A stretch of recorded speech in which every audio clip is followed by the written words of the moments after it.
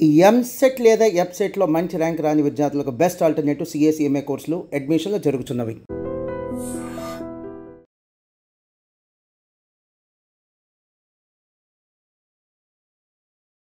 హైదరాబాద్ రాయదుర్గం పరిధిలో ఉన్నటువంటి ఒక ఓయో రూమ్కి సంబంధించిన ఇన్సిడెంట్ ఇప్పుడు రాష్ట్ర వ్యాప్తంగా కూడా చర్చనీయాంశంగా మారిపోయింది. ఎందుకంటే ఒక అనుమానాస్పద మృతిగా ఇప్పుడు పోలీసులు అయితే కేసు నమోదు చేసి విచారణ అయితే చేస్తున్న సందర్భం అయితే కనిపిస్తోంది. యాక్చువల్లీ ఈమె పేరు వచ్చేసి అనూష. ఈమెకు కేవలం 26 సంవత్సరాలు మాత్రమే. అండ్ ఆల్రెడీ మ్యారేజ్ అయిన తర్వాత భర్తతోని విభేదాలు ఉండడంతో వాళ్ళిద్దరు కూడా విడాకులు తీసుకొని విడిపోయినటువంటి పరిస్థితి. కానీ ఈమె ప్రొఫెషన్ వచ్చేసి ఒక బ్యూటీషియన్గా ఆమె ప్రొఫెషన్గా ఉంది కాబట్టి బ్యూటీషియన్గా ఆమె తన కాళ్ళ మీద తను నించొని తను కూడా జీవిస్తున్నటువంటి పరిస్థితి అయితే కనిపిస్తోంది. కానీ అనూష విషయంలో మరి ఏం జరిగిందో ఏంటో తెలీదు. ఈమె నల్గొండకు సంబంధించిన వాసి, కానీ ఇక్కడ వచ్చి ఆమె బ్యూటీషియన్గా వర్క్ చేస్తున్నటువంటి పరిస్థితి అయితే కనిపిస్తోంది. అయితే 22వ తారీఖున ఓయో రూమ్కి వచ్చి మరి వాళ్ళ స్నేహితులతో పార్టీ చేసుకుంటున్నాను అని ఇంటి కుటుంబ సభ్యులకంటే వాళ్ళ అమ్మా నాన్నకి చెప్పి నేను నా ఫ్రెండ్స్తోని వెళ్తున్నాను, పార్టీ చేసుకొని మళ్ళీ తిరిగి ఇంటికి వస్తాను అని చెప్పి వెళ్ళింది 22వ తారీఖున. కానీ 22వ తారీఖున మరి ఎంత పొద్దుపోయినా కూడా ఆమె రాకపోవడంతో వీళ్ళ తల్లిదండ్రులు పోలీసులకైతే కంప్లైంట్ చేసిన పరిస్థితి అయితే కనిపిస్తోంది.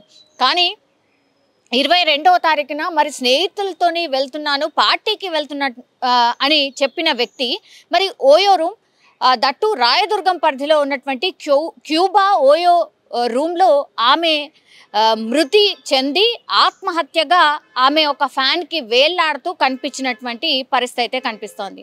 ఇప్పుడు ఆ ఓయోకి సంబంధించిన సిబ్బందిని అడిగినప్పుడు అవును ఆ ఓయో రూమ్కే తను వచ్చిన తర్వాత మరి ఎంతకీ పొద్దుపోయినా కూడా ఆ రూమ్లో నుంచి బయటకు రాకపోవడంతోనే మాకు అనుమానం వచ్చి మేము పోలీసులకు ఇన్ఫర్మేషన్ ఇచ్చాము. ఇన్ఫర్మేషన్ ఇచ్చినప్పుడు ఆల్రెడీ వీళ్ళ అమ్మా నాన్న మిస్సింగ్ కేసు నమోదు చేసి ఉన్నారు. అట్లాగే హోటల్ సిబ్బంది అదే పోలీస్ స్టేషన్కి పోలీసులకి ఇక్కడ ఒక అమ్మాయి ఈ రూమ్లో ఎంతకీ తలుపు కొట్టినా బయటికి రావట్లేదు, మీరు రండి సార్ అంటే పోలీసులు చేరుకోవడం జరిగింది. అప్పుడు ఆ రూమ్కి సంబంధించిన డోర్ని బద్దలు కొడితే ఆమె ఒక ఫ్యాన్కి హ్యాంగ్ అయినటువంటి పరిస్థితి. అట్లాగే ఆ యువతి అప్పటికే చనిపోయినటువంటి సిచ్యువేషన్. మరి ఏం జరిగింది అనేది ఒక మిస్టరీ లాగా మారిపోయింది. ఎందుకంటే ఇది అనుమానాస్పద కేసుగానే పోలీసులు పరిగణిస్తున్నారు. విచారణ కూడా అలాగే జరుగుతోంది. ఎందుకంటే వాళ్ళ ఫ్రెండ్స్ దగ్గరికి వెళ్తున్నాను, పార్టీ చేసుకోవడానికి వెళ్తున్నానని అమ్మా నాన్నకు చెప్పింది. తీరా చూస్తేనేమో ఇప్పుడు ఓయో రూమ్లో ఆమె శవంగా ప్రత్యక్షమైనటువంటి పరిస్థితి కనిపిస్తోంది. సో ఈ మధ్యన ఆ డేలో అసలు ఏం జరిగింది, ఓయో రూమ్కి ఎందుకు వచ్చింది, స్నేహితులు అని చెప్పి ఓయో రూమ్ దగ్గర ఎందుకుంది, అండ్ ఆత్మహత్య చేసుకోవడానికి గల కారణాలు ఏంటి? ఇప్పుడు కుటుంబ సభ్యుల వర్షన్ ఏంటంటే లేదు ఇక్కడే ఏదో జరిగింది, ఆమెని ఎవరో చంపేసి ఉంటారు, మాకు అనుమానం ఉంది. ఎందుకంటే ఆమె స్నేహితులతోని వెళ్తున్నామని చెప్పిన ఆమె ఓయో రూమ్లో అసలు ఎట్లా ప్రత్యక్షం అవుతుంది, అట్లాగే ఆమె ఎందుకు ఆత్మహత్య చేసుకుంటుంది? ఎందుకంటే భర్తతోని విభేదాలు ఉండే గతంలోనే ఆమె విడిపోయి మాతో పాటు ఉంటుంది, బ్యూటీషియన్గా మంచిగా సక్సెస్ఫుల్గా ఆమె వర్క్ చేసుకుంటుంది.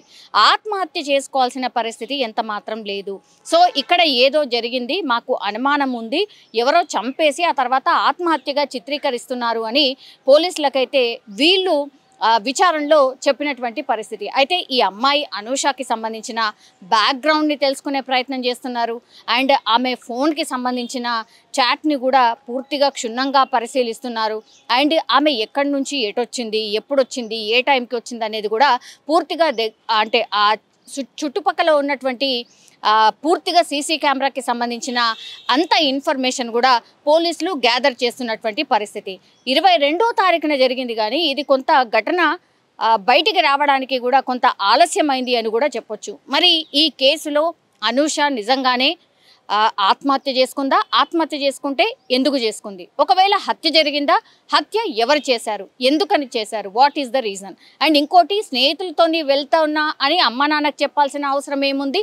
తీరా చూస్తే ఓయో రూమ్లో ఎట్లా ప్రత్యక్షమైంది, ఎవరు చంపారు, ఓయో రూమ్లో ఆమెతో పాటు ఎవరెవరు ఉన్నారు, అనేది కూడా పూర్తి స్థాయిలో పోలీసులు అయితే విచారణ చేస్తున్న పరిస్థితి కనిపిస్తోంది.